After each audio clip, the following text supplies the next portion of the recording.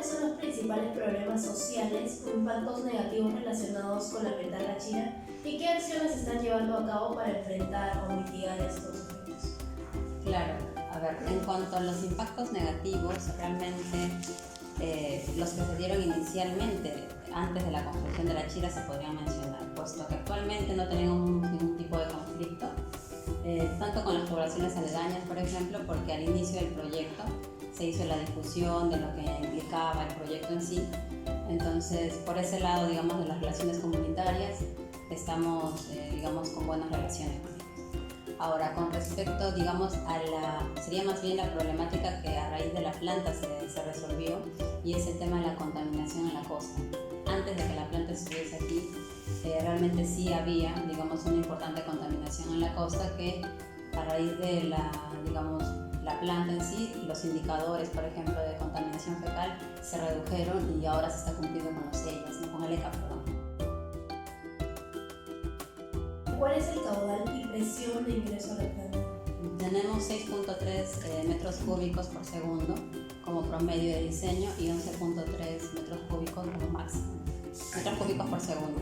Van variando, ¿no? Claro, es, digamos, el máximo es nuestro pico, que digamos normalmente suele ser instantáneo, digamos no dura más de un minuto, pero actualmente incluso estamos superando nuestro máximo de diseño, porque digamos en comparación con el inicio hemos visto que está incluso en proyecto la ampliación de la planta, que todavía digamos no está confirmada, pero justo a raíz del tema de que sí hemos identificado bajo. Claro, eso es importante, por ejemplo, en el caso de esta pregunta, el caudal, porque como usted menciona, ya ha llegado automáticamente al pico más alto, entonces ya se requiere que la comunidad entienda que necesitamos otra planta más.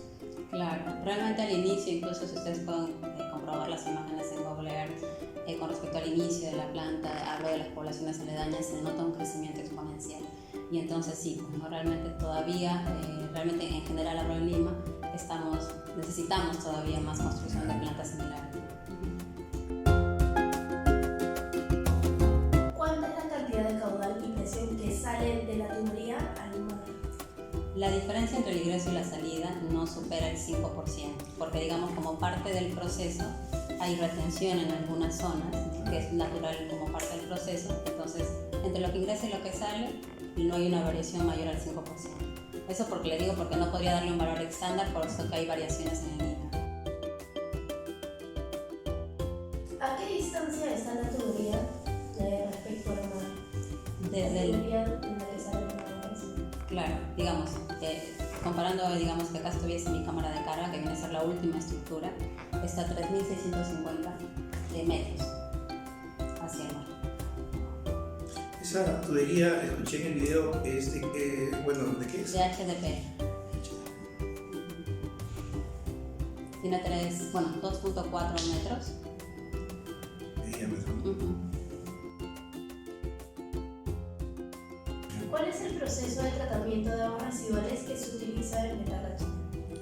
Petarlachira es, digamos, normalmente, por ejemplo, cuando hablamos de tratamientos en sí, tenemos identificados los primarios, secundarios y terciarios.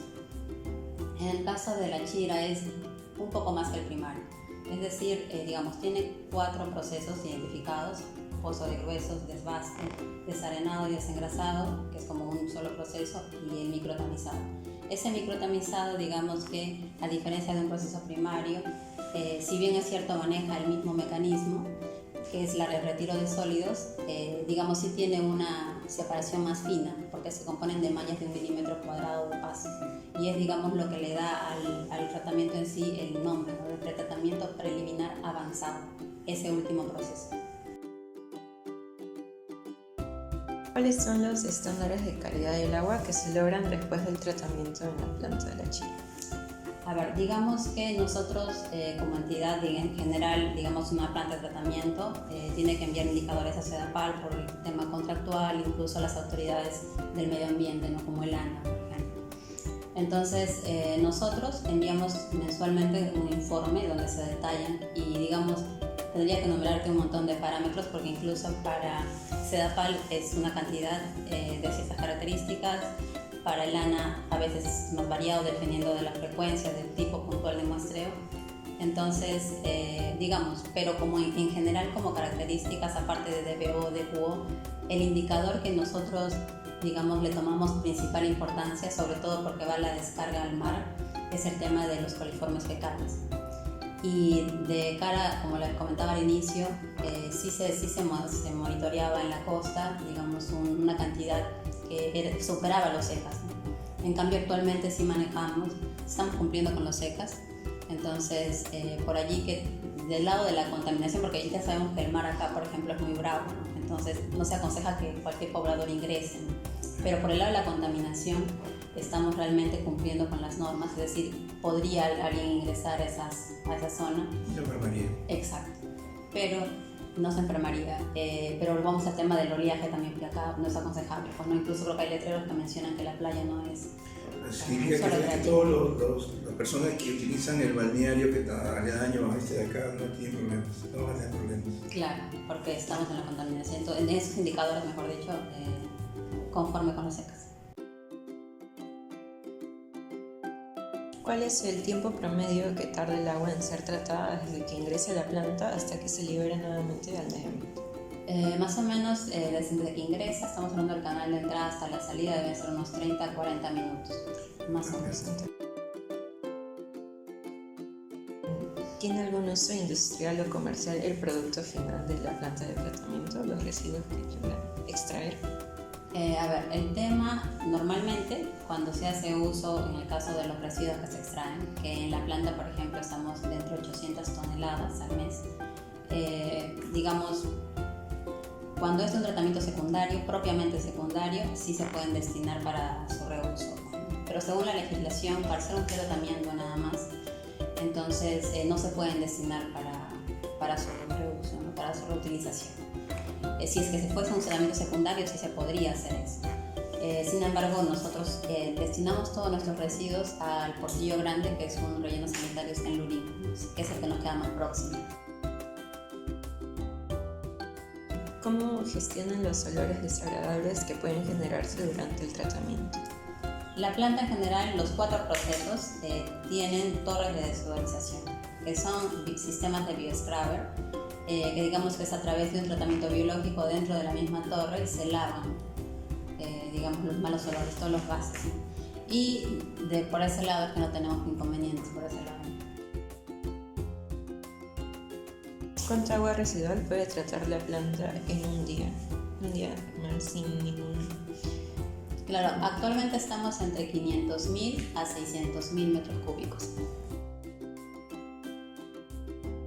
¿Cuáles son las mejoras o actualizaciones planificadas para la planta en un futuro? Nosotros, como parte del mantenimiento desde el inicio de operaciones, hemos hecho múltiples, digamos, mejoras, ¿no? Incluso, por mencionar alguna, digamos que ahora ya no se puede, como les digo, llegar a una deshidratación de lodos en general, porque no estamos hablando ni siquiera de lodo, sino de residuos, ¿no? Por el tipo. Pero sí hemos hecho mejoras con respecto, por ejemplo, a lo que se está disponiendo en el relleno sanitario.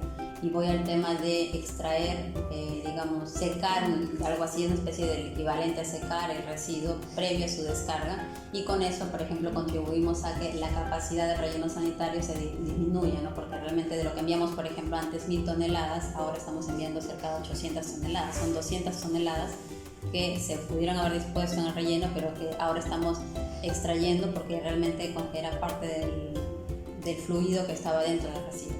Entonces, mejoras como esas, por mencionarte alguna. Como parte del proceso en general también hemos agregado boyas. En general, digamos, mantenemos una continua mejora, identificando con el personal técnico de mantenimiento alguna oportunidad de mejora. Ahora, como parte de la Chira en sí, y eso ya en coordinación con Sedapal, que viene a ser el concedente, porque recuerden que nosotros somos el privado, digamos, entonces sí se prevé en el futuro una ampliación, pero todavía no tenemos fecha, pero bueno, de ese lado al menos esperamos que sea de nuestra parte una mejora, porque vamos a poder tratar más desagüe también. Como toda empresa que trata de mejorar las condiciones actuales de las aguas residuales, en lo que es petar la chira, ¿se ha aprendido algo novedoso, algo que pueda contribuir para otras plantas, o sea, para el diseño de nuevas plantas? ¿Se ha aprendido algo en el camino? Claro, realmente digamos que, por ejemplo, las mejoras que les comentaba, Sí. claro, van orientadas más, por ejemplo, a que se manejan estándares normalmente. No, digamos, alguien que diseña la planta lo diseña de acuerdo a las características que presenta. Una de las cosas que, digamos, que se ha mejorado en el tiempo es el tema de los residuos que nos llegan a nosotros como primer proceso, por ejemplo. Cualquiera que estuviese en oficina pensaría, no me dan los parámetros de diseño, de BO, de QO, y en base a eso yo diseño, pero terminan siendo algunos residuos que por falta de cultura sanitaria en las poblaciones aledañas nos terminan llegando. Por ejemplo, ¿no? Nos ha llegado alguna que otras pancartas, nos han llegado sacos, a veces, digamos, sobre todo de la población aledaña, que descarga en los buzones y hace un uso inapropiado de los buzones, ¿no? Entonces, digamos que como parte del aprendizaje es considerar quizás el tema de quién es tu población aledaña, y para evitarte quizás problemas en la operación, porque realmente debido a esa disposición inadecuada de los residuos puede traer y conlleva a problemas en la operación. En nuestro caso, nosotros en ese punto de aprendizaje sí hemos identificado los problemas y dándole solución para tratar de evitar que traigan más consecuencias. Entonces sí se ha aprendido bastante, incluso en el tema también de cuidado, que todas las plantas, o que sean, imagínense, de este tipo, que están cerca al mar. El fabricante, por ejemplo, de algún equipo puede tener un periodo o un plan de mantenimiento para ese equipo, en condiciones que esté en el centro de Lima, o que no estén en condiciones que están cercanas al mar. Pero esas condiciones climáticas sí afectan a tu plan de mantenimiento. Entonces, en el largo tiempo se han ido ajustando a la realidad las frecuencias de mantenimiento, incluso añadiendo alguna que otra actividad adicional. Entonces todo eso, digamos, queda como parte del plan, queda incluso para Sedapal, porque nosotros se lo presentamos, y ya es como que una oportunidad de mejora para la siguiente planta, que tiene que considerar, mira, esta planta ha tenido que modificar estas frecuencias, entonces considera tu equipo que tiene que tener estas características para que, por ejemplo, el tema de la salinidad no le afecte. La corrosión, por ejemplo, que es una constante en nuestro caso.